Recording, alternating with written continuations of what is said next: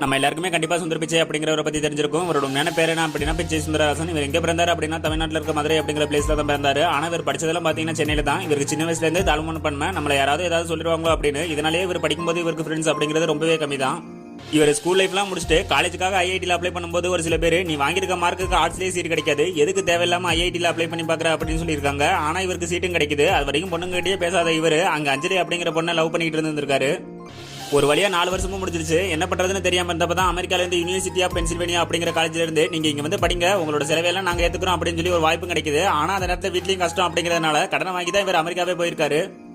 அங்கதான் கூகுள் அப்படிங்கிற கம்பெனிலையும் வேலை கிடைக்குது. ஆனா இவருக்கு நம்ம எப்படியாவது ஒரு ப்ரௌசரை கண்டுபிடிக்கணும் அப்படின்னு ஆசை. இதை போய் எல்லார்ட்டையும் சொல்லும்போது எல்லாருமே சிரிச்சிருந்திருக்காங்க. ஆனா இவர் அதோட நிறுத்தாம கஷ்டப்பட்டதோட பலனா கூகுள் குரோம் அப்படிங்கிறதும் கூகுள் கம்பெனிக்கு சிஇஓ அப்படிங்கிற பொறுப்பும் கிடைக்குது.